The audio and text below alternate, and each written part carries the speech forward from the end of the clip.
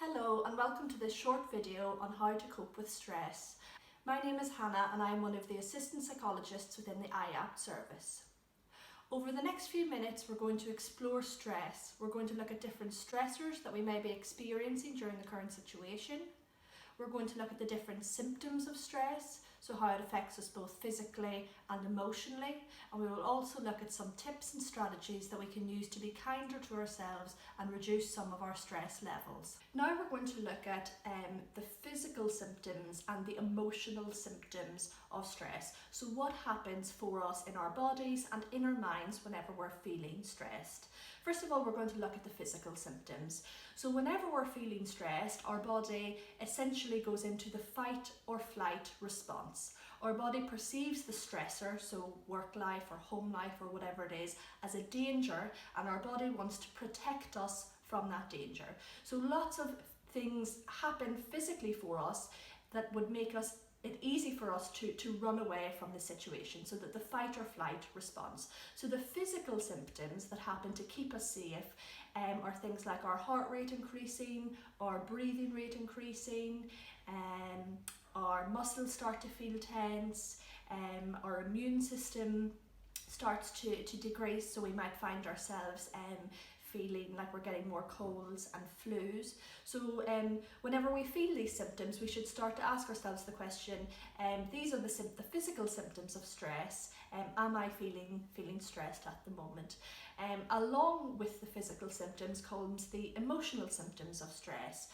So we might find ourselves becoming easily agitated, snapping at people, we might find ourselves lacking in motivation, maybe we're not going out with our friends as much, or we're not doing things with our family as much, so maybe we're feeling lonely. That might lead to us feeling a little bit low in ourselves, and we also might be feeling a little bit more nervous and on edge than usual. So it's important that we catch both these physical and emotional symptoms early on, so that we're not having them on a long-term basis, so that they don't lead to more serious physical or mental health problems down the line. Now we're going to use an analogy for stress called the stress bucket technique. We use this a lot in the IAPT service as a visual aid to help us visualise how much stress we have going on for us at the time. So if you picture that you have a bucket and different stressors drip into the bucket, like water, so to speak. So these different droplets could be anything that's going on in your life at the time that's causing you stress. So it could be relationship difficulties, it could be money difficulties, could be the current situation with the lockdown, it could be relationships with people at work, it can also be bigger lifestyle changes, for example moving house or moving jobs. So if you imagine all of these things are dripping into the stress bucket on a constant basis, we can't control what is dripping into our stress bucket, and eventually if the water or the stress has no way to get out, the bucket will fill up and fill up and fill up, and eventually it will overflow. As I said, we don't have any control over what's dripping into the bucket, but if our bucket is filling up, what we can do is poke holes in the bottom of the bucket. These holes can be anything that helps you release your stress. It could be going for a walk, it could be reading a book, it could be doing breathing exercises. So whenever we're feeling stressed, we have to remember that most of the time we're not going to be in control of what's dripping into the bucket, but what we are in control of is how we can poke holes in the bottom of the bucket. If for a second, if you can just visualize your stress bucket, if you visualize what's dripping into your stress bucket, and then I want you to think about how do you poke holes in your stress bucket. For the next few minutes, we're going to talk about some tips or practical things that we can do to hopefully reduce our stress levels. So what can we be doing on a daily basis to let some of the water out of that stress bucket? So most of these things are very simple. You will have heard of them a million times before, but whenever we're feeling stressed, these are the first things to slip away, and usually these things will have a knock-on effect on creating more stress. So it's important that whenever we're feeling stressed, we have a look at our daily lives and our daily routines and make sure that everything that we're doing isn't adding to our stress levels. So the first thing that we can look at is making sure that we're having a balanced diet. Especially in this strange time where our routine might have changed. We need to make sure that we're getting enough energy into our bodies to deal with the daily stressors. We also need to make sure that we're drinking enough water and that we're making sure that we're hydrated.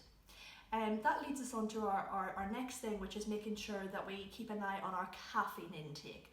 We know that caffeine can increase our heart rate and in turn make us feel anxious and on edge, which can add to our stress levels. So if you're sensitive to caffeine, it's important that you maybe stop your caffeine intake at lunchtime, because it takes about 6 to 8 hours before caffeine is flushed through your system. So we don't want to be having caffeine in the second part of the day, so that it might impact on our sleep.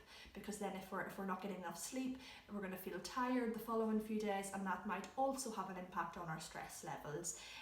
If we enjoy having a cup of tea or coffee in the evening or as part of our nighttime routine, it might be thinking about alternative decaf options, and there's lots of options in the supermarkets at the moment. So it's just having to think about what you can swap to, and make sure that we're looking out for hidden caffeine in things such as green tea and chocolate.